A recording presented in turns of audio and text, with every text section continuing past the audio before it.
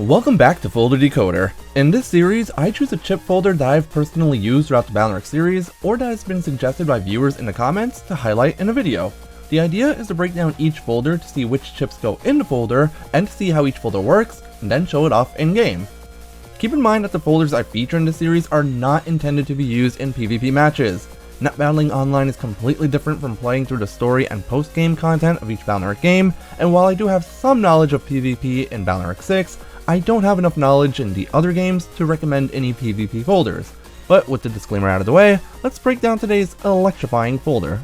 A little while ago, a commenter asked me to make a folder decoder video with a folder designed to be used with Gutsoul. And rather than go with an obvious Super Vulcan folder like I did in my Gutsoul only Valorant 4 run, I decided to look into the other codes that the Magnum chips come in. It turns out that in-battle mystery datas in the park area has a chance of dropping Magnum H, so I took a look at the H code and found something I really wanted to try out immediately. As it turns out, the H code actually has a decent number of chips that can work with Gutsoul. The most prominent one is of course Magnum, the only groundbreaking type chip other than the Gutsman or Secret chips, which can benefit from Gutsoul's plus 30 damage to those chip types. But there's also Twin Fang 3H, as well as Vulcan 2H, the second of which is noteworthy since it's a multi-hitting chip. Vulcan 2 hits opponents 5 times, so the 30 extra damage per hit gives that chip an extra 150 damage overall just because you're using it with Gutsoul. But as I continued looking at the chips available in the H code, I realized that there's more than just Magnum and some non-elemental chips there. There's also Thunder 2H, which enables this folder to be a Guts and Thundersoul hybrid folder. This works well since the non-elemental chips have overlapping effects. They can get additional damage with Gutsoul, and they can paralyze opponents when used with Thundersoul.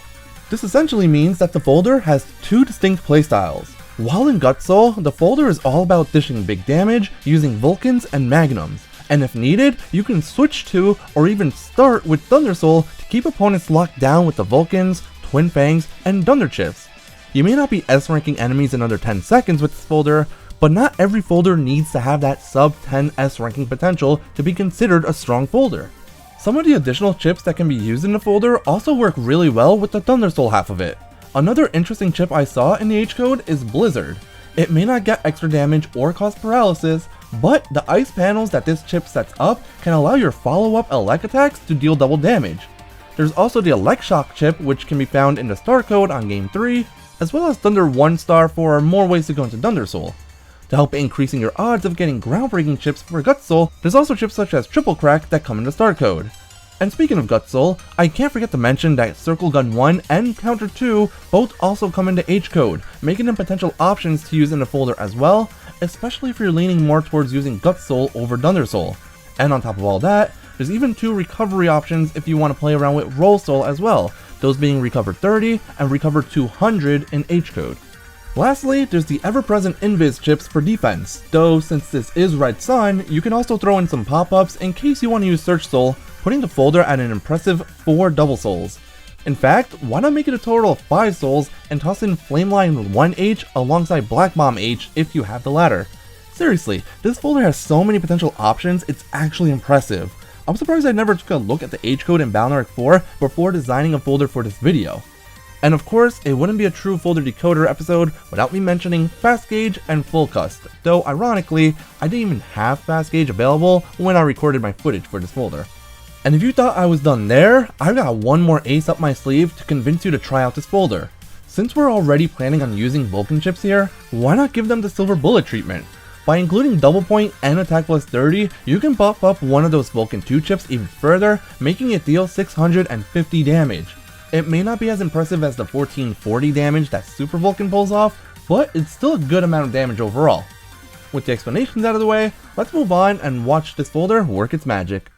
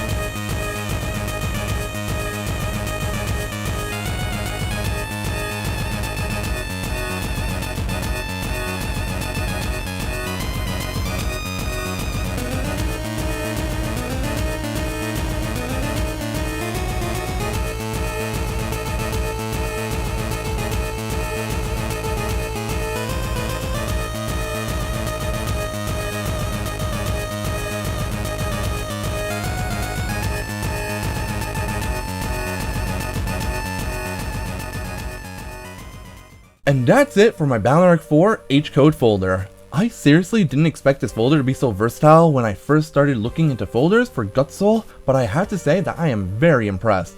The more I looked at the chips available in H-code, the more I wanted to mix and match the options to come up with an optimized folder.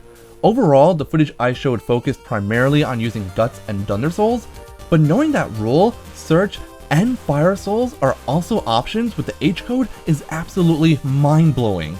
And I do also want to point out that it is possible to have this folder ready before you even take on Laserman or Duo in Game 2, if you choose to avoid the Twin Fang H chips. Overall, the H-code is really fun to use, and I love that you can make it fit whatever playstyle you may like with all the options that it has. If you enjoyed this video, please give it a like and comment down below if you've used a similar folder to this one, or if you plan on trying this one out for yourself. And if you haven't done so yet, please consider subscribing to my channel for some more Balnark content. I played challenge runs of Balnark games by limiting my folder options, and I've also been playing some Pokemon Nuzlocke as well, so if those games interest you, there will definitely be something for you here. I've also started streaming on YouTube lately, so you can watch me do my Balnark runs and record footage for these videos live. And as always, thanks for watching.